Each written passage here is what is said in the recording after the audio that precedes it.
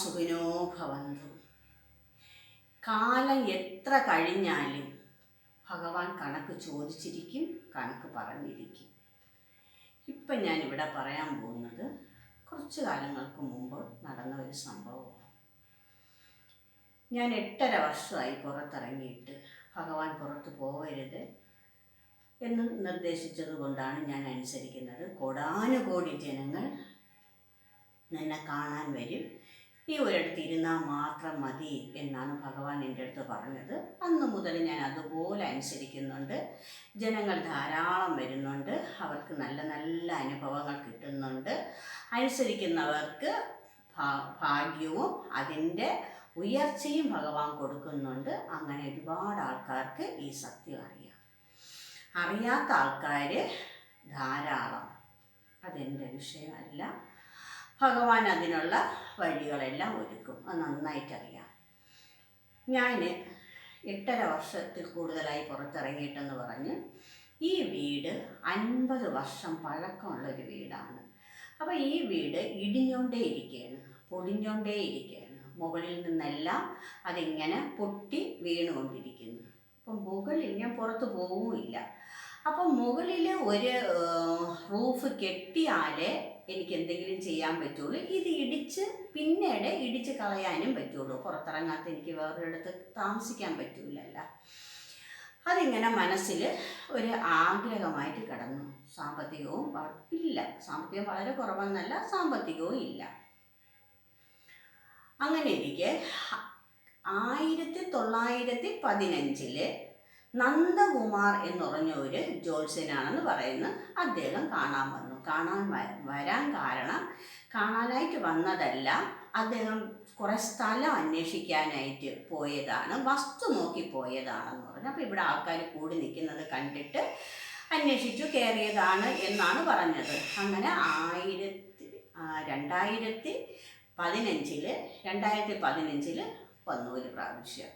അത് കഴിഞ്ഞിട്ട് ഒരു പ്രാവശ്യവും കൂടെ അതിൻ്റെ ഇടയിൽ തന്നെ അടുത്ത് തന്നെ 2-3 ദിവസം കഴിഞ്ഞപ്പോൾ ഒരു ദിവസവും കൂടെ വന്നു. പിന്നെ വന്നിട്ടേയില്ല. 2022 ഇതുപോലെ വസ്തു അന്വേഷിച്ചാണ്, അല്ലെങ്കിൽ സ്ഥലം അന്വേഷിച്ചാണ്, അല്ലെങ്കിൽ വീട് അന്വേഷിച്ചാണെന്നും പറഞ്ഞ് വന്നിട്ട് എൻ്റെ ഭർത്താവിൻ്റെ അടുത്ത് ചോദിച്ചു, ഇപ്പം എവിടെയാണ്, ഇപ്പം ഇങ്ങനെയൊന്നും ഇല്ലേ എന്ന് ചോദിച്ചപ്പം പറഞ്ഞ് ഇന്നടത്താണെന്ന് പറഞ്ഞ് അങ്ങനെ എൻ്റെ അടുക്ക വന്നു. പിന്നെ വന്നതിന് ശേഷം 2-3 പ്രാവശ്യമൊക്കെ വരാൻ തുടങ്ങി. സ്ഥിരമായിട്ടൊക്കെ പിന്നെയും വൈകുന്നേരങ്ങളിലൊക്കെ വരാൻ തുടങ്ങി. ഞാനത് അത്രയ്ക്ക് കാര്യമായിട്ട് എടുത്തിട്ടില്ല. അതങ്ങനെ അങ്ങ് പോയി. അപ്പോൾ ഒരു ദിവസം എൻ്റെ അടുത്ത് പറഞ്ഞ് ഇങ്ങനെ ഇരുന്നാൽ പറ്റില്ല, ഒരു ക്ഷേത്രം പണിയണം, എന്നാൽ ഇവിടെ സ്ഥലം ഉണ്ടല്ലോ, ഇവിടെ ഒരു ക്ഷേത്രം പണിയാൻ പറഞ്ഞു. ഞാൻ ഭഗവാന്റെ അടുത്ത് ചോദിച്ചപ്പം പറഞ്ഞ് വേണ്ടാന്ന്. അങ്ങനെ ഞാൻ ആ ക്ഷേത്രം പണിയുന്നതിൻ്റെ കാര്യം അങ്ങ് വിട്ട്. എന്നിട്ട് സംസാരിച്ചതിൻ്റെ കൂട്ടത്തിൽ ഞാൻ പറഞ്ഞു ഇതിൻ്റെ മുകളിലൊന്ന് കെട്ടാനൊരു ആഗ്രഹം ഉണ്ടെന്ന് വെറുതെ ഒന്നൊന്ന് പറഞ്ഞു വെച്ചു. സാമ്പത്തികമൊന്നുമില്ല, എന്നാലും കെട്ടാനൊരു ആഗ്രഹമുണ്ട് എന്നുള്ള രീതിയിൽ പറഞ്ഞു. ഇത് അദ്ദേഹം മനസ്സിലിട്ടിട്ട് ഒരു ദിവസം ഒരാളെയും കൂട്ടി വന്നു. അപ്പോൾ അയാൾ ഇതുപോലെ കാര്യം ചോദിക്കാനും അറിയാനും വരുന്ന ആളായിരിക്കുമെന്ന് ഞാൻ വിചാരിച്ചു. അപ്പോൾ അതിനല്ല വന്നത്.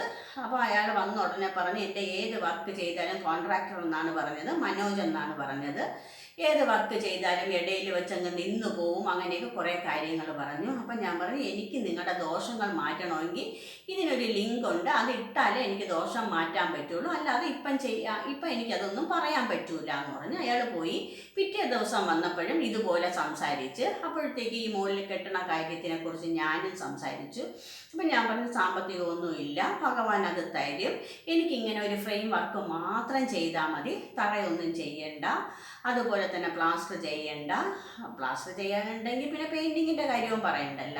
അവിടെ പൈപ്പോ ലൈറ്റോ ഡ്രെയിനേജോ അങ്ങനത്തെ ഒന്നും എനിക്ക് വേണ്ട, എനിക്ക് വെറുതെ ഒന്ന് വാർത്തിട്ട് തന്നാൽ മതി, ചോരാതെ നനയാതെ ഒന്ന് കിടക്കണം, അത്രയും മാത്രം മതി എന്ന് പറഞ്ഞു. അപ്പോഴത്തേക്ക് അയാൾ 9 ലക്ഷത്തിൽ സംതിങ് ആവുമെന്ന് പറഞ്ഞു. നമ്മൾ 9 ലക്ഷത്തിൽ സംതിങ് എന്ന് നിങ്ങൾ പറയണമെങ്കിൽ അത് 10 ലക്ഷം തന്നെ ആയിരിക്കും എന്നുള്ള രീതിയിൽ പറഞ്ഞു വിട്ട്, ഞാനിപ്പോൾ സാമ്പത്തികമൊന്നുമില്ല, നമുക്കത് ചെയ്യാനായിട്ടാവുമ്പോഴത്തേക്ക് പറയാമെന്ന് പറഞ്ഞു. പിന്നെ നിരന്തരം അവരിങ്ങനെ ഇതിനെക്കുറിച്ച് സംസാരിക്കാൻ തുടങ്ങി.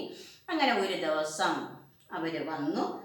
പിന്നെ 27/10/22 ഉരുപ്പടി കുറച്ച് പണയം വെച്ച് 3 ലക്ഷം രൂപ ഞാൻ കയ്യിൽ കൊടുത്തു. അത് കഴിഞ്ഞിട്ട് അപ്പം പറഞ്ഞ് കോർപ്പറേഷൻ്റെ കാര്യങ്ങളും മറ്റുള്ള കാര്യങ്ങളും ഇലക്ട്രിസിറ്റിയുടേതും അതുപോലെ വാട്ടർ അതോറിറ്റിയുടെ അങ്ങനത്തെ കുറേ കാര്യങ്ങളെല്ലാം ചെയ്യണം. പിന്നെ സാധനം ഇറക്കണം.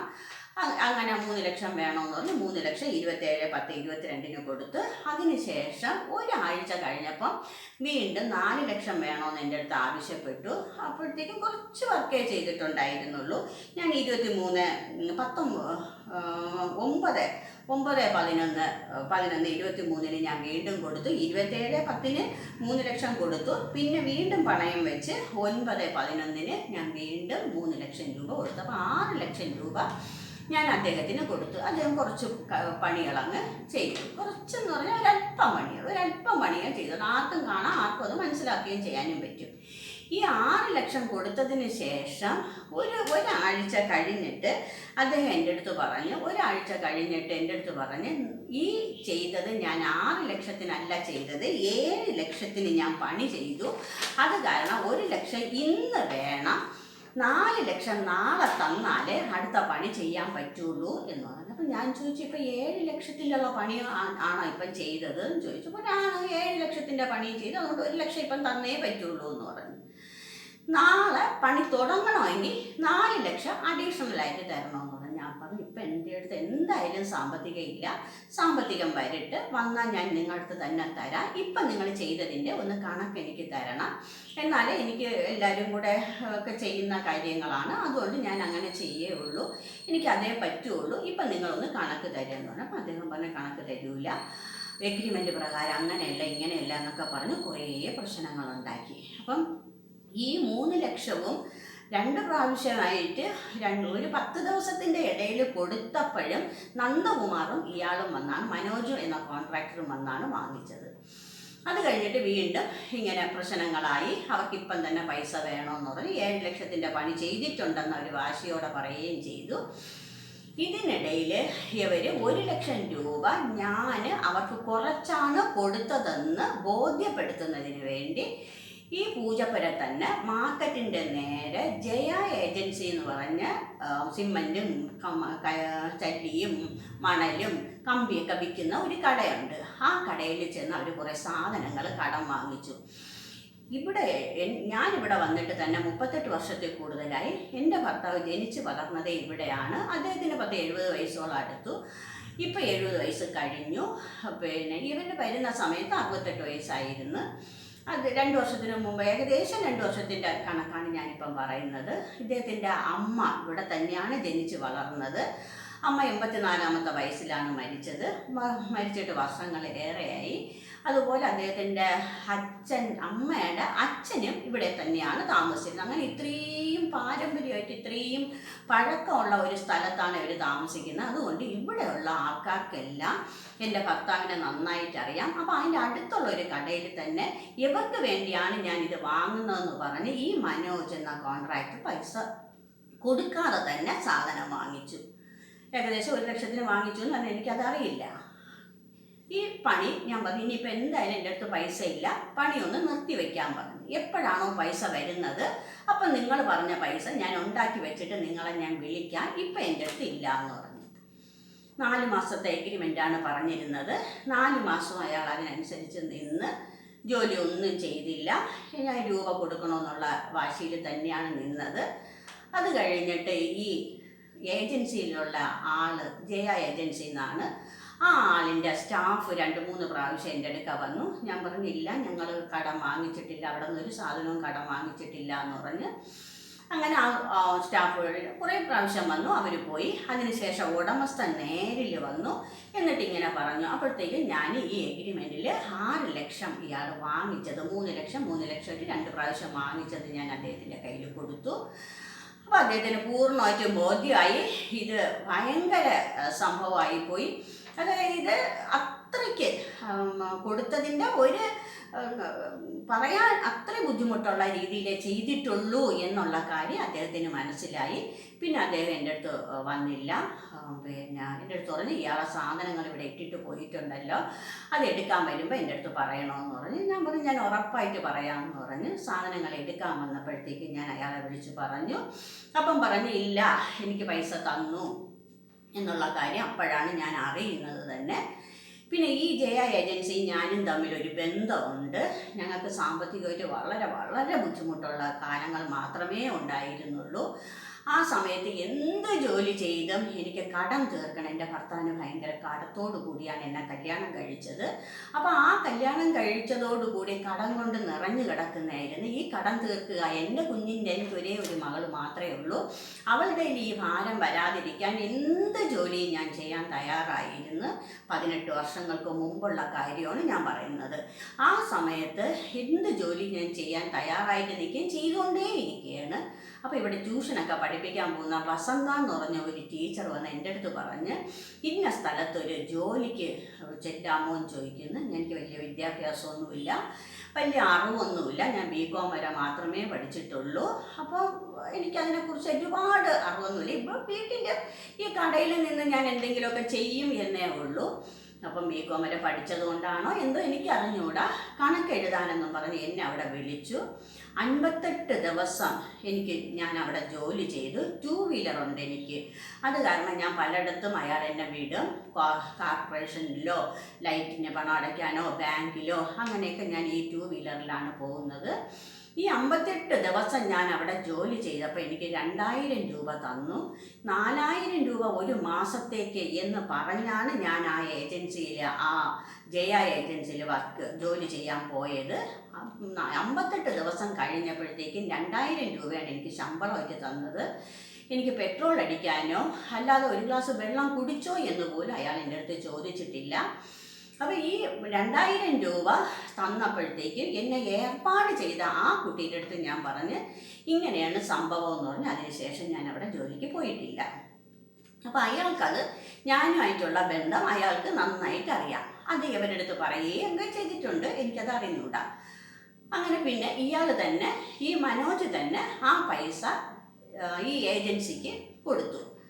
ജയ ഏജൻസി എന്ന് പറഞ്ഞാൽ ആ കടയിൽ വാങ്ങിച്ച ചല്ലിയോ സിമൻറ്റോ കമ്പിയോ എന്തിനായാലും അത് കൊടുത്തു. പിന്നെ അയാൾ എൻ്റെ അടുത്ത് ചോദിക്കാനോ എടുക്കാനോ വന്നിട്ടില്ല.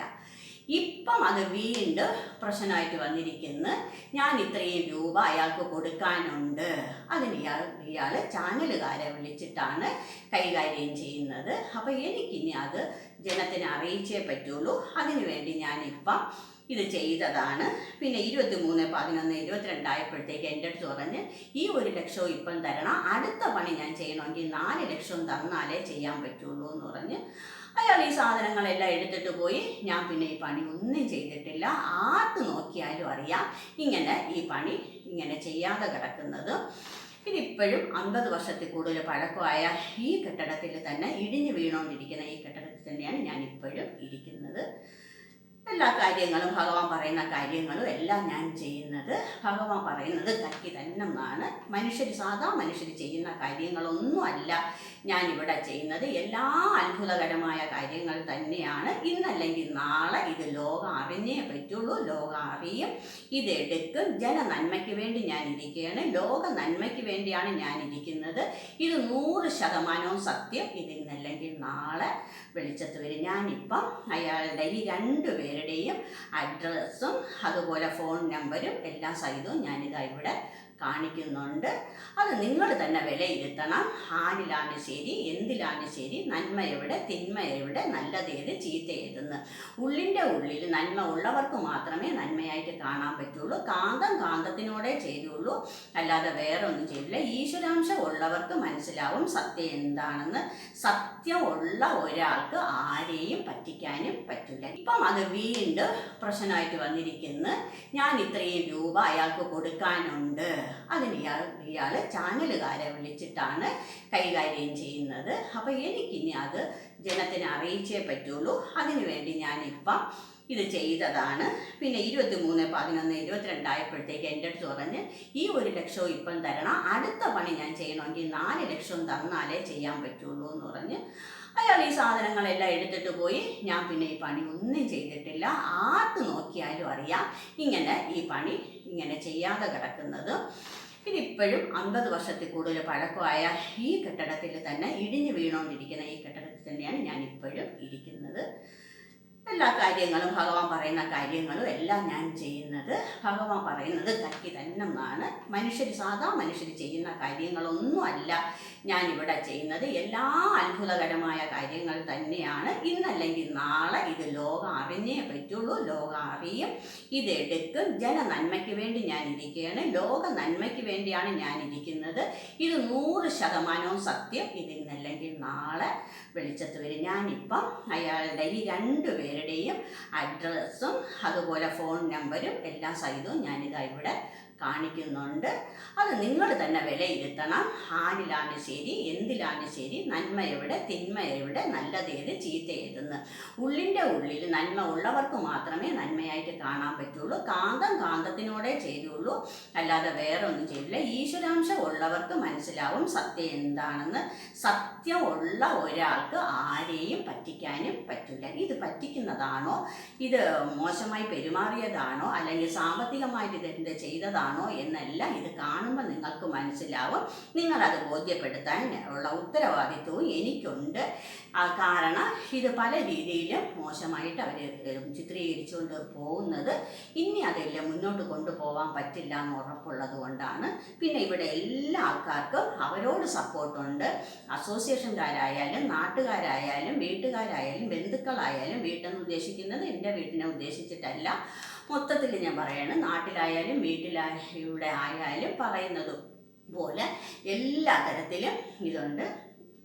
ഇവിടുത്തെ അസോസിയേഷൻകാരുടെ മുൻനിർത്തി അസോസിയേഷൻകാരെ മുൻനിർത്തി തന്നെയാണ് ഇദ്ദേഹം പ്രവർത്തിച്ചത്. എൻ്റെ ഭർത്താവിൻ്റെ ആൾക്കാരും നല്ല രീതിയിൽ എന്നെ ബുദ്ധിമുട്ടിക്കുന്നുണ്ട്. ഭർത്താവിൻ്റെ ആൾക്കാരും നാട്ടുകാരും അസോസിയേഷൻകാർക്കും എല്ലാം ഇത് തുടക്കം മുതലേ എതിർപ്പാണ്. അവരൊരുപാട് വഴികളിലൂടെ എന്നെ വേദനിപ്പിക്കാൻ ശ്രമിക്കുകയും ഇവിടെ നിന്ന് നാട് കടത്തിയേ പറ്റുള്ളൂ എന്ന് അവർ തീർച്ചപ്പെടുത്തുകയും ചെയ്തു. പക്ഷെ ഭഗവാൻ ഒന്നിനൊന്നിനെ എന്നെ ഉറപ്പിച്ചിരുത്തുന്നതേ ഉള്ളൂ. ഞാനും അതിനനുസരിച്ചിരിക്കുന്നതേ ഉള്ളൂ. സത്യം എന്നായാലും പുറത്ത് നിങ്ങൾ എടുത്തേ പറ്റുള്ളൂ. ഇത് 100% സത്യമാണ്. ഈ സത്യത്തിനെ അംഗീകരിച്ചേ പറ്റുള്ളൂ. അംഗീകരിക്കുന്ന ഒരു കാലം വരും, അത് ഞാൻ കാത്തിരിക്കുന്നുണ്ട്. എല്ലാവർക്കും ഈ മഹാഭാഗ്യം ഭഗവാൻ കൊടുക്കും. ലോക നന്മയ്ക്കാണ് ഞാൻ വന്നത്. ഇത് ലോക നന്മയായിട്ട് തന്നെ ഭവിക്കുകയും ചെയ്യും. എല്ലാവർക്കും ഈ മഹാഭാഗ്യം കിട്ടണം, അത് പ്രാർത്ഥിക്കുന്നുണ്ട് ഞാൻ.